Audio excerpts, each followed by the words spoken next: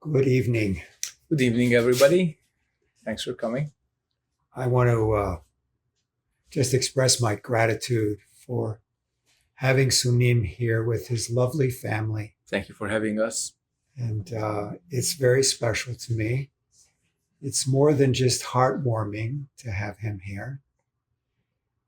He helps me to be better. I'll give you some examples. His generosity helps me to be more generous. His commitment to his ethical conduct or precepts encourages me to be better in my commitments. His patience encourages me to be better at being patient. His diligence, this is one he does very well, definitely encourages me to be more diligent in my practice. And of course, his meditation encourages me to meditate better.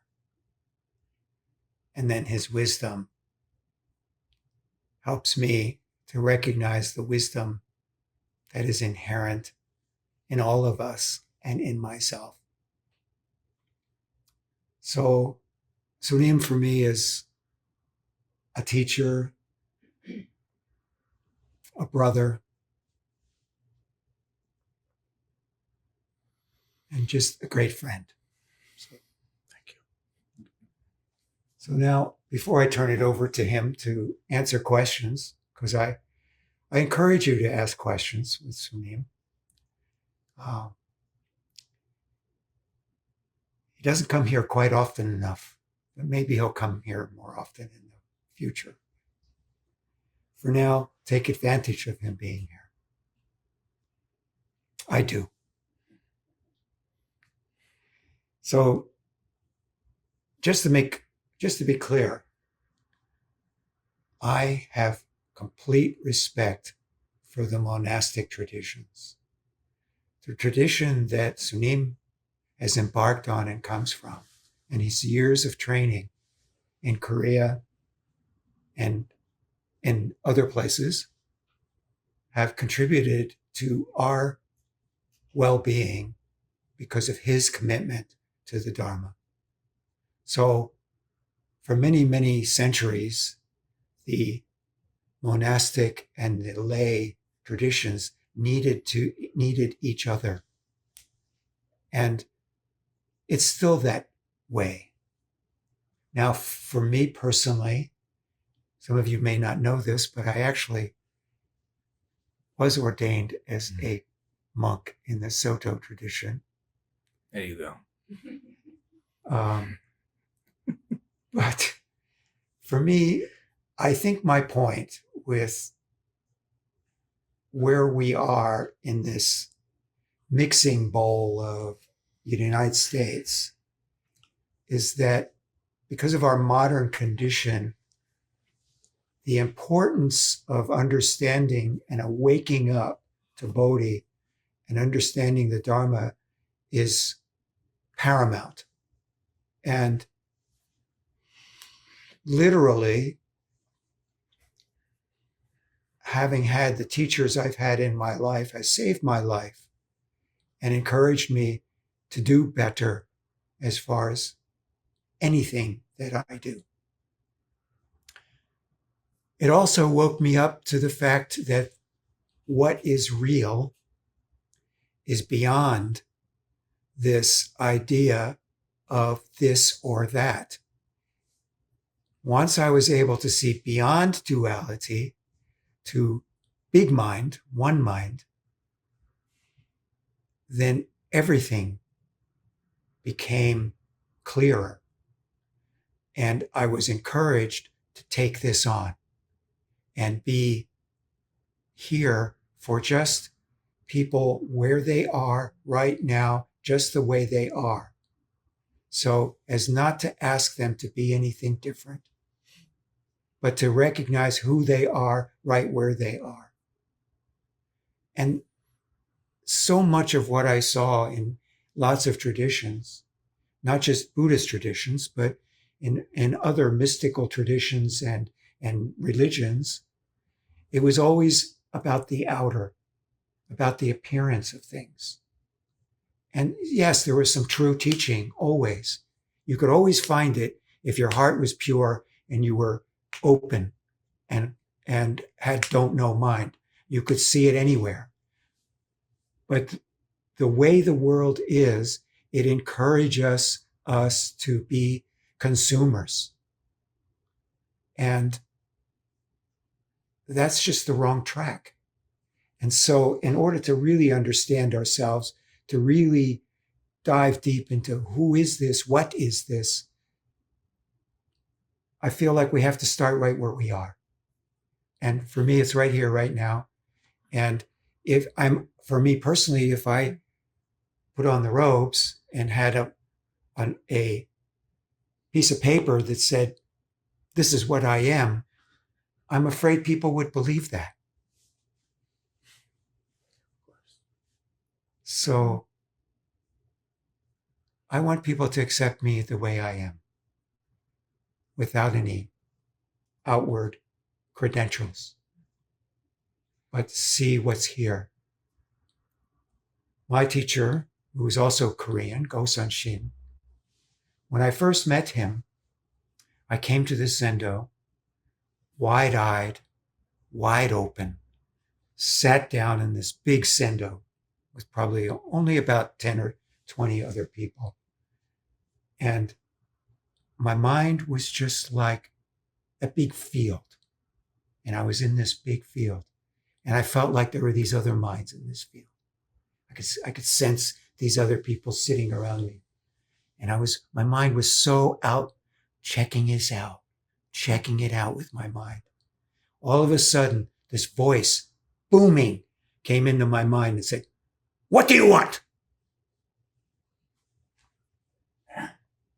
I mean, I still have goosebumps thinking about it. What was that? Where did that come from? It was shattering,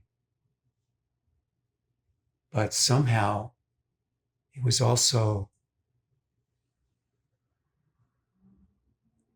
setting the stage for me to take a journey that I didn't realize I was on.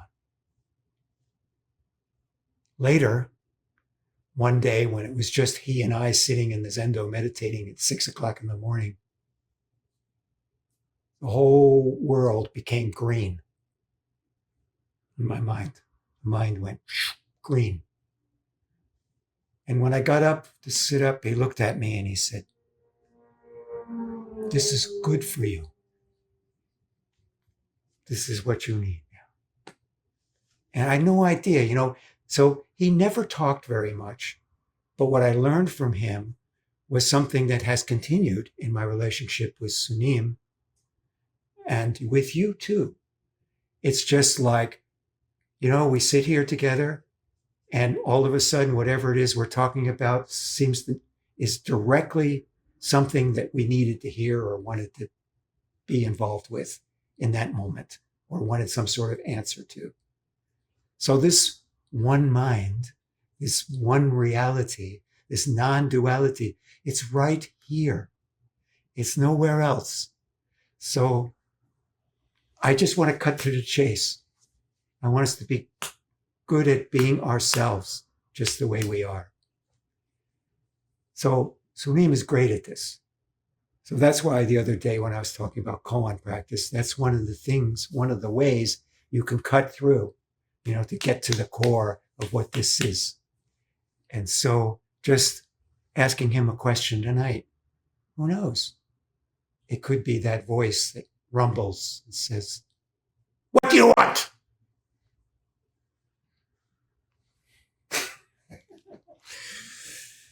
Will, thank you very much for your wonderful teaching. I also feel the need to express my gratitude towards my teachers, especially Zen Master Sung San and those other teachers in the old school.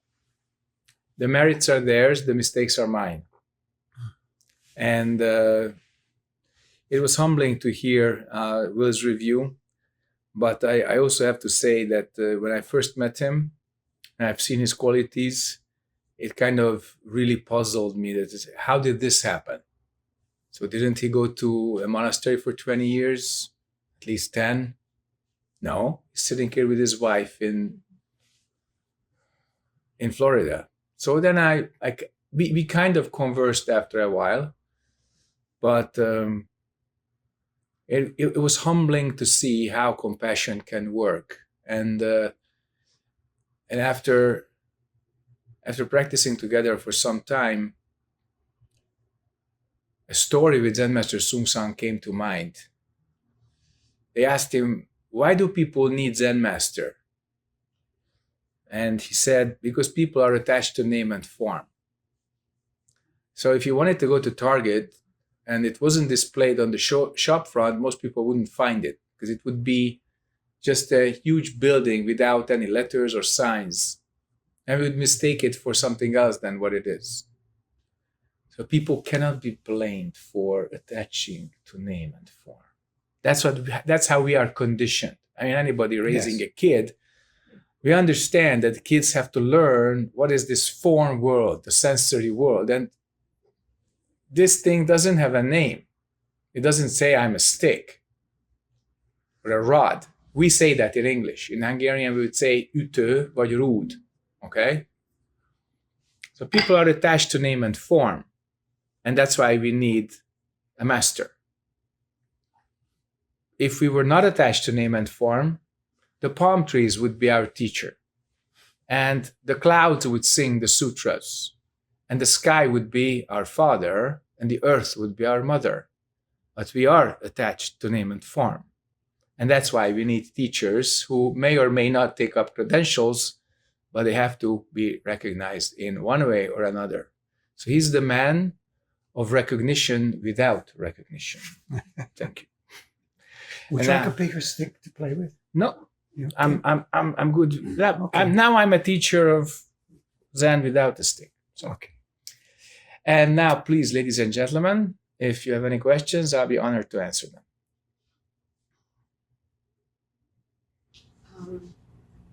So for the past week since the election, I have really put my attention on being in the moment and have not been listening to the news, watching the news the way that I normally would, and just about putting one foot in front of the other and being just with whatever comes right in front of me.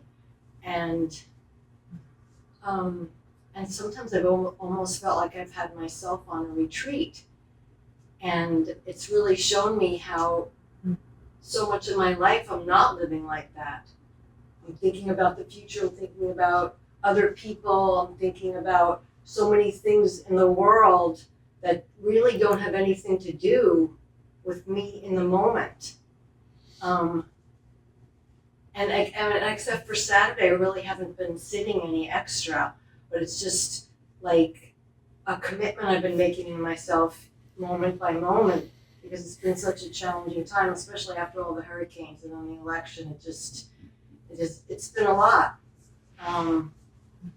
And so it's just been very powerful, and it's brought up also a lot of gratitude for everything I've done to get me to this point that I can do this for a week.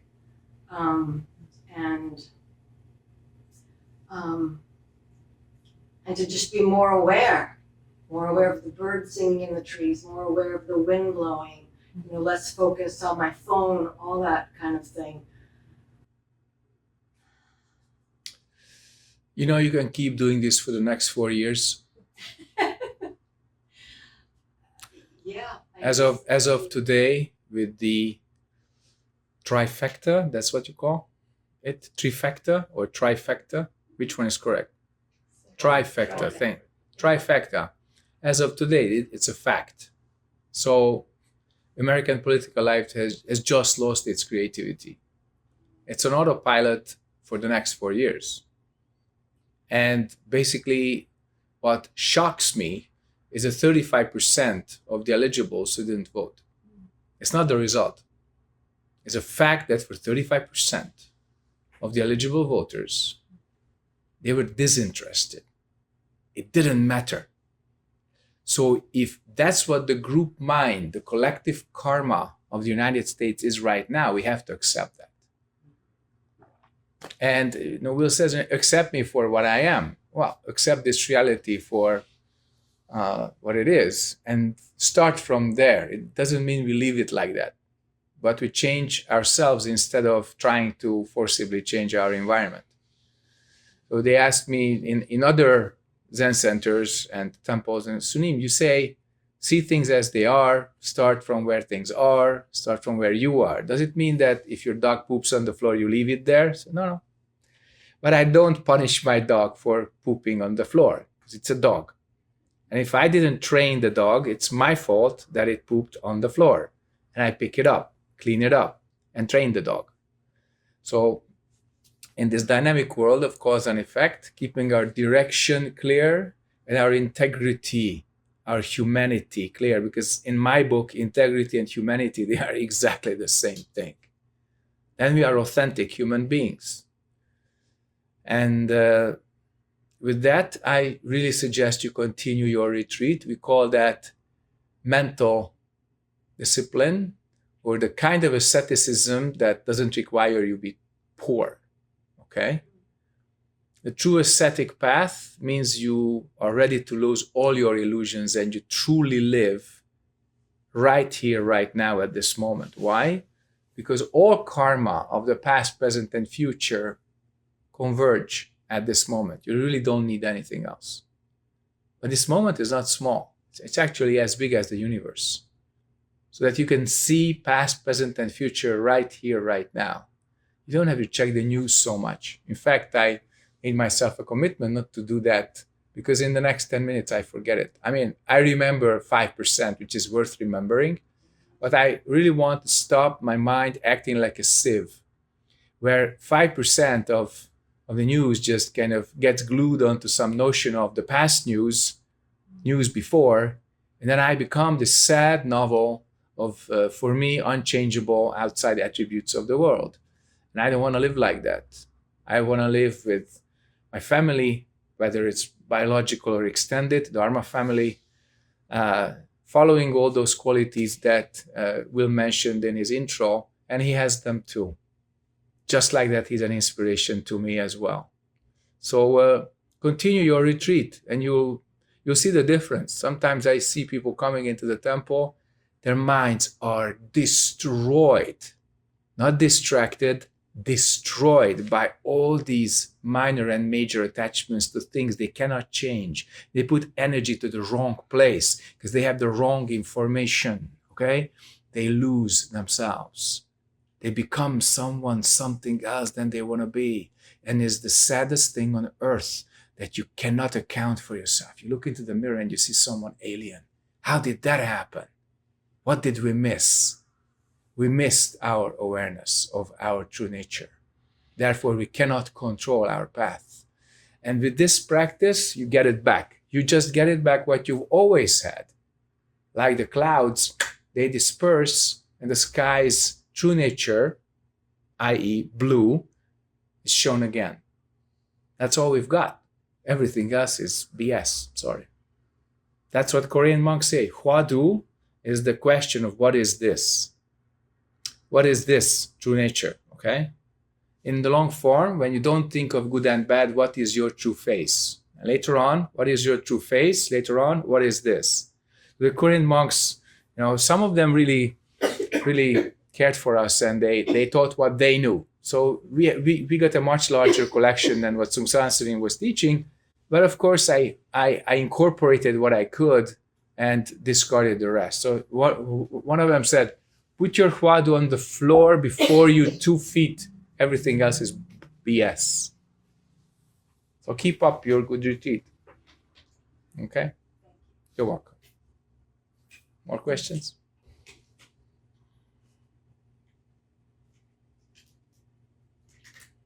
You mentioned the 35%. Yeah. People who decide I mean, that's the stats. So not to participate. So while I hear that yes, it's important point that we practice sitting and we do not get attached, it's still okay to be involved, to be not opting out, to be not being the 35%. Yeah, it is. It is, but do it with a pure heart and do it with selfless motivation. And you don't get disappointed. You have done your part. So it's everyone matters. Every single human being matters. There's still a part going forward also.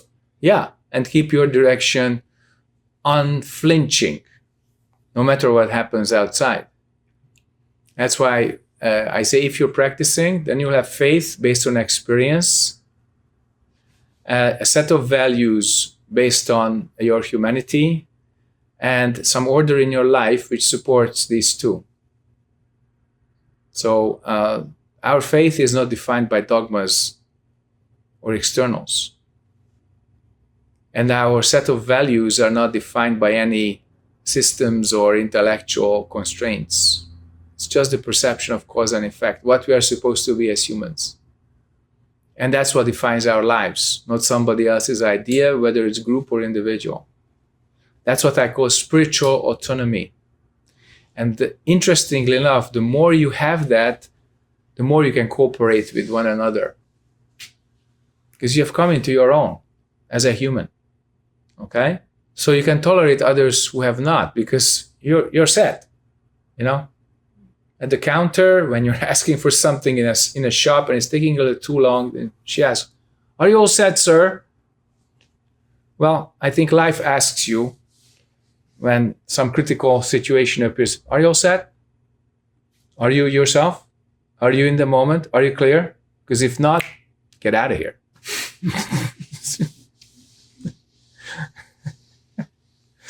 So yeah, it's okay to be involved. It's okay. See your own path, and if it means you're involved, you will be. Just do that. More questions?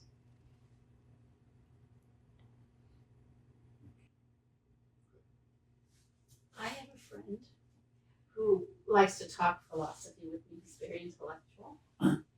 And he said, "Nancy, I want you to think about this." He said, "Reality is made up of three things. Things that are testable, things that you can test, metaphysical, and mystic. And everything can be put into those three categories." Including pizza? I don't know. And he said, "I want you to think about this and tell me what you think." And so my question to you is, what is reality? What are you doing right now? I'm talking to you. That's our reality. We share it because I'm listening, or now you are listening. Yes. So what is your body and mind doing right now? We hear the sound of traffic from the outside. We see there's a bunch of people in the room, remotely too. That's it. Everything else is a shadow of the past or a foreshadow of the future. But if we lose this moment, we lose everything. You know when this is really important? When our mind plays the bad game. It's kind of the wrong series, some scary movie. And when we can get so much overwhelmed that instead of the blue sky, we have a hurricane. And that's when I always tell my students, just use your hands to grab something right in front of you. You can feel it. Oh, this is a wooden stool. Okay, I can feel this. Everything else is BS. Okay? What do you see right now? What do you feel right now? What are you doing right now? So don't let your mind distract you. The stronger this presence is, the more you can let go of the sensory aid. I love Zen for a bunch of reasons, but one is that some other traditions, they consider sensory perceptions a hindrance. In Zen, it's an asset. And we also teach you how to relate to this. So if you use your senses correctly, this world helps you wake up. If you use your senses incorrectly, this world puts you to sleep. So that's about intellectualism. Thinking, not good, not bad. Just don't attach to it. So testing, metaphysical, and mystic. What is the testing part? This is a chair. and you- Okay, so that's kind of scientific. Yeah. All right, so scientific, Is what I understand mystical. he's trying to Okay, tell me. scientific, metaphysical, and what's the third? Mystic. Yeah, so metaphysical and mystic, they are kind of close. Okay, let's have some tea. That's my response. Okay. More questions? Yes, thanks, Nick. With these metaphors, you are kind of approaching the level of direct insight, but as long as you hold onto the metaphors, the insight is indirect. So my teacher, Sunim, would say, put it down, but I cannot say it with as much compassion as Will or Sunim. So I'm trying to give you all my heart, all my encouragement, and put it down. All the metaphors, everything. And with me, you are talking to a metaphorist. I love metaphors. I love systems. I love thoughts. And my own kind of condition 34 years ago taught me to put it down. Because it's when you cannot distinguish your hand with the luggage, after a while it gets really heavy. So put it down.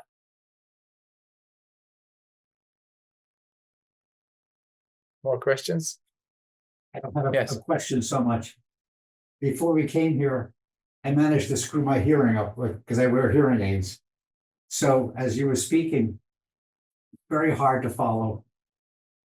But by watching you and listening, I was actually able to be, I think, a lot more present than I normally am. And we're actually able to pick up everything that you and Will were saying tonight. And it felt like really powerful single-pointed concentration. And just a bizarre combination. Because normally I could hear you, but this time I heard you even clearer. Because I couldn't have any distraction, otherwise I would lose you completely when you were speaking. So that concentration is just so powerful when you can grasp it and use it. So yeah, thank you. There's an extreme example to that.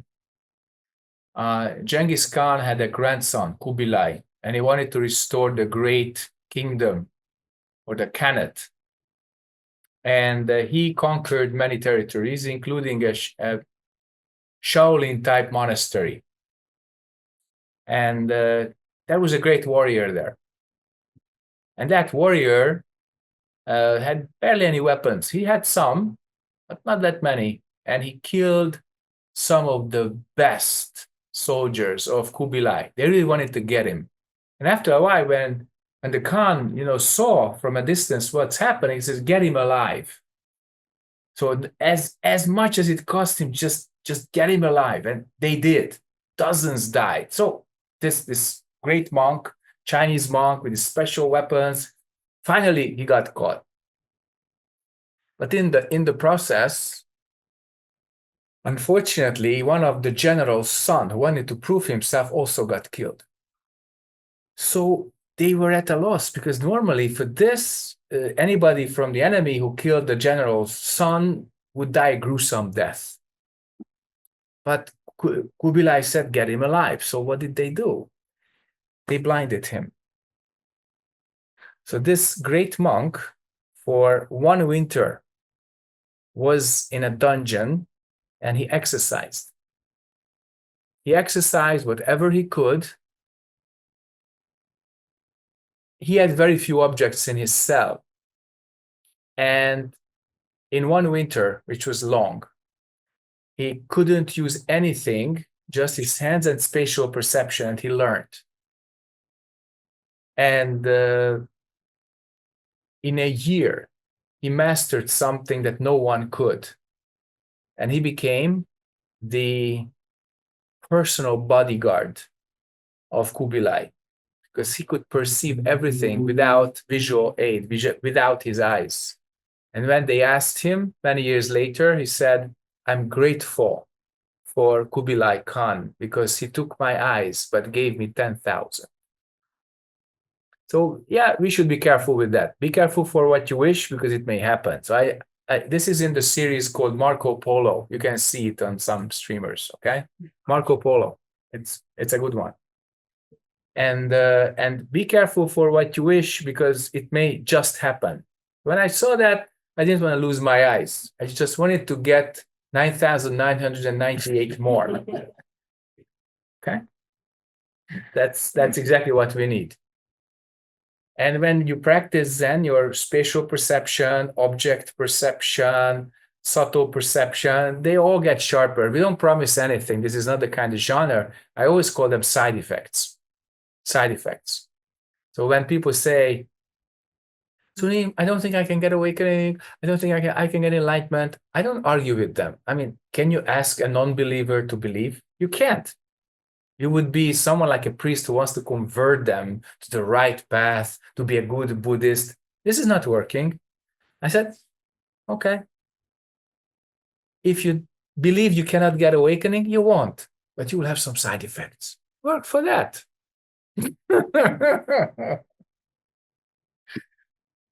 So, your hearing aid already taught you something. Thank you. Yeah. Anyone else? Sad to say. Thank you for your generosity, for your acceptance, and having us here with my family. And that really goes first to Charlene and Will, and then to all the Sangha, including Andrea, who cannot make it today. Okay, thank you. Yeah.